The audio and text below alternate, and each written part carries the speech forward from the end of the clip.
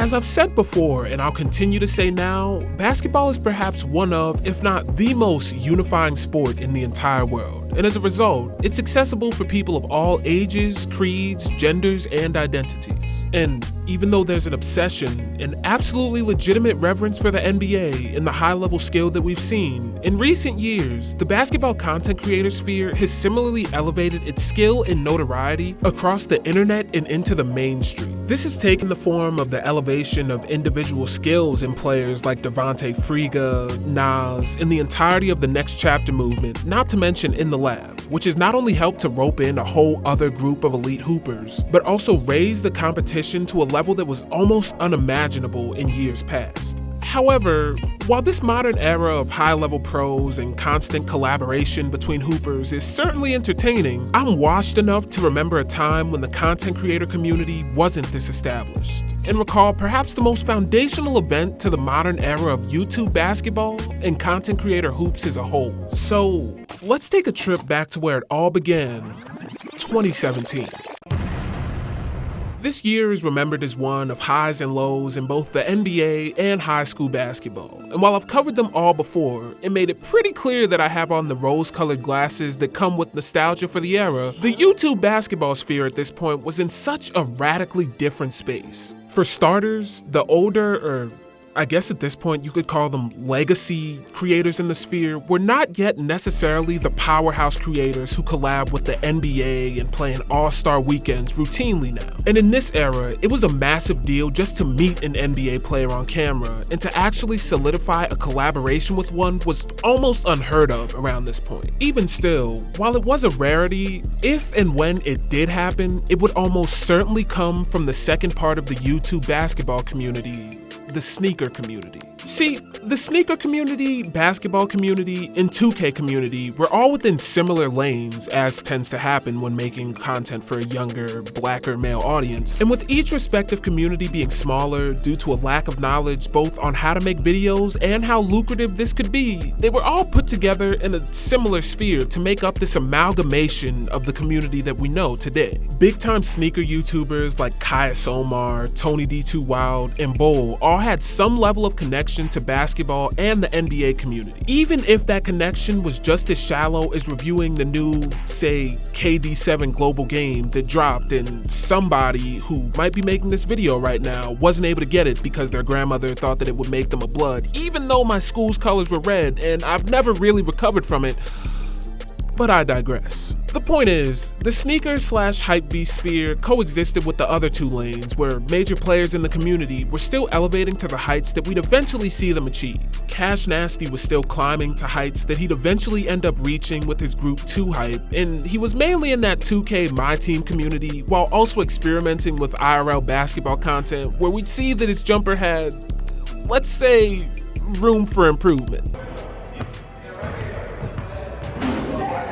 Furthermore, he had just begun his collaborations with another creator who'd become legendary in the space in Flight Reacts, and the ritual of playing and beating Flight in basketball hadn't yet become what we now know it to be. But the point is, the space was vast and undefined, and therefore it wasn't easy to identify what the community was and who was in it, because a prime example of someone who belonged in the lane and should have been a major player in the events to come is Soluminati. But since he was so effective at rubbing people the wrong way and just being a legendary troll, he would choose not to. Or rather, he'd be excluded from the major collaborations with the rest of the community. But while Cash was a representation of what it meant to go hard in the particular 2K niche, and the other sneaker YouTubers represented what it looked like to go hard in your particular sneaker niche, basketball-wise, the top of the community as far as content creators would go featured three major players. The first was, of course, none other than LSK, aka Chris London. You just had to be there to understand the reign that this man LSK had at the top of the basketball community. In fact, his reign at the top is yet another prime example of just how different the space was. Because in 2017, Chris was literally known as a demigod in the YouTube basketball streets,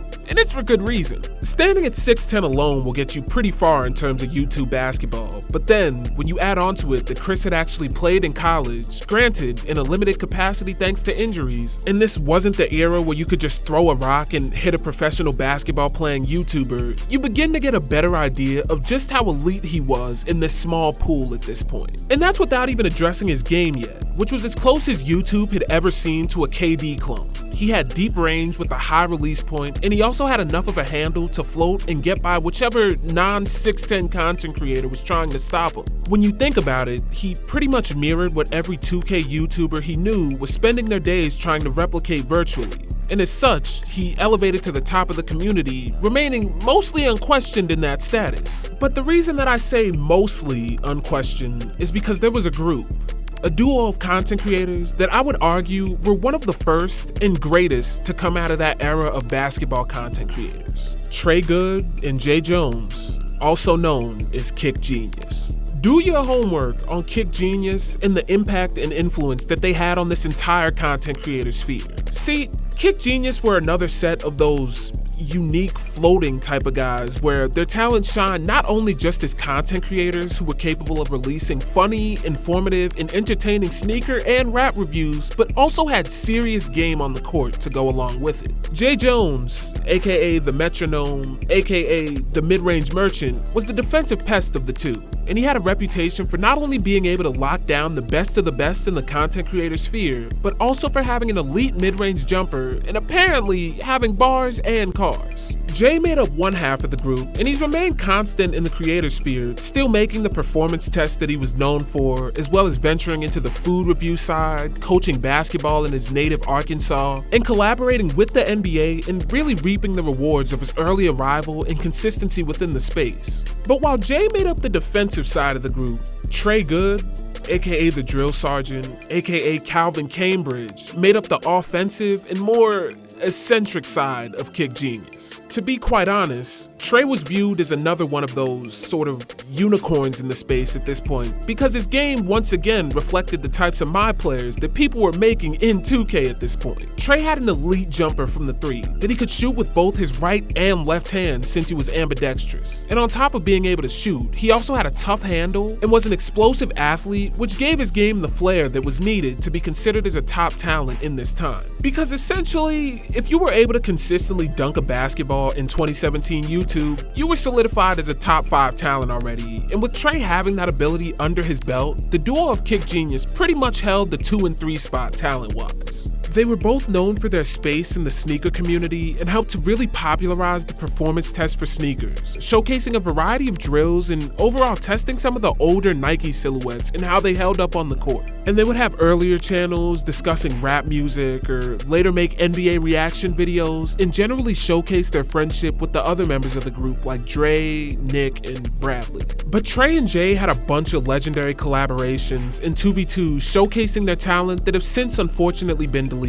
And they played against guys like Dribble Too Much, DC Heat, and they were also in Nike's Summer of Serious event, which was one of the earliest collaborations that we had seen in the content creator NBA basketball sphere. So the point that I'm trying to make here is that Kick Genius was absolutely solidified in the sphere as having real game and pretty much battling for that #1 spot in the pre-real basketball creator community. And that's because guys like Devin the Lab or Dribble Too Much were seen more so as quote-unquote pros and therefore just occupying a different, more unachievable level of talent for the average content creator at this point. But interestingly, with this being 2017 and Kick Genius being located in Arkansas while most every other creator was spread out across the country, there was never a real opportunity to see any of these guys go head-to-head with other creators. And the IRL crossover was a rarity. But this all changed in June of 2017 with the rise of the SneakerCon game. Now, SneakerCon was a large event which, as the name implies, was a convention of sneakers where fans could meet up to buy, sell, and trade sneakers, as well as other fashion items. And they had recently begun a bit of a tradition of having a game amongst some of the main sneaker and other content creators that existed within the space at each event. But the event had rarely had those top names, and while in the past, Cash Nasty had attended and played in the game, LSK and other notable sneaker creators who were in that basketball sphere were absent, in favor of the bigger and honestly honestly more sensible focus on the fashion side of creators. But in June of 2017, Caius Omar, who was known for his brand Crew Kicks, announced that at SneakerCon Chicago, they'd be holding a Crew Kicks versus SneakerCon game. And for the first time in YouTube's history, fans would have a chance to see Cash Nasty, LSK, Trey Good, and Jeremy Jones all share a basketball court as teams would be drafted on the day before the event. Now, this alone was earth-shattering news for any and every 14-year-old sneakerhead and YouTube hoops fan out there, as we had never before seen the metaphorical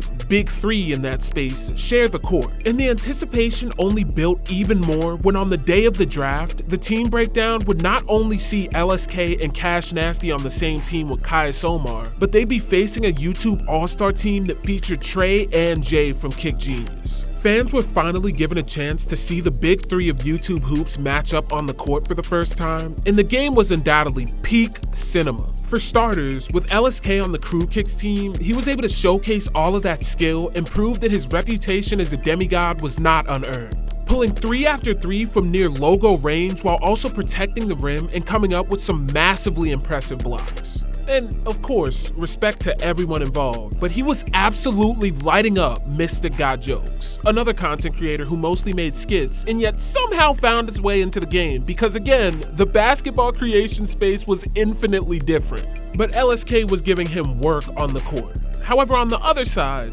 not to be outdone, Kick Genius got to it for Team SneakerCon, knocking down some jumpers and coming up with some key defensive stops, along with Trey getting an isolation on LSK where he hit him with a mean crossover into a step back that not only hyped up the crowd, but led to claims of LSK being exposed, dropped, and created one of the earliest basketball content creator firestorms that the community had really seen outside of Flight. And, well, that's Flight. The event literally had everything, but even as the event had ended and the argument resumed about who the best were and what the outcome of the game meant, everyone knew that from that point on, within the content creator and basketball sphere, things would forever be different. At the next SneakerCon a few months later in July at SneakerCon LA, Kick Genius and LSK would go on to team up, and the creator collaborations that had at one point been much more of a rarity would begin to become commonplace amongst creators, and eventually with brands and sneaker companies alike. And the meeting between Cash Nasty, Kick Genius, and LSK would garner a wide reaction, not only from a young, still faceless your age, but also add fuel to the mounting feuds that were going on between Soluminati, LSK, and Cash.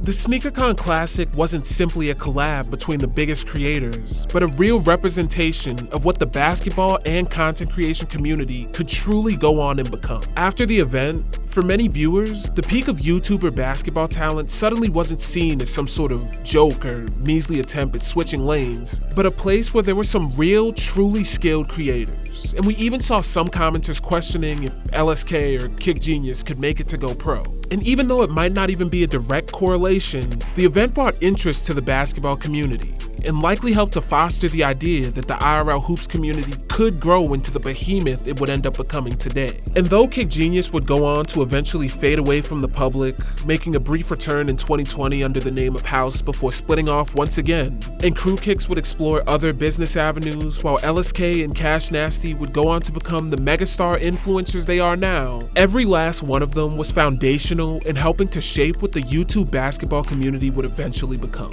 And of course, the current space of YouTube basketball is something entirely different, and the generational run that 2020 Devontae Friga went on most certainly helped to reshape the idea of the community. But before all of what Friga and the various Ball is Life streetball collections, and even the next chapter did, there was SneakerCon Chicago and the legendary meeting of the Big Three. But with all that being said, that's gonna do it for this video. I know that there were probably some characters and players that I left out. I know a lot of people are probably gonna wonder about DC Heat, but he got sick and wasn't able to play. But even with all that said, hopefully you enjoyed and hopefully I see you in the next one.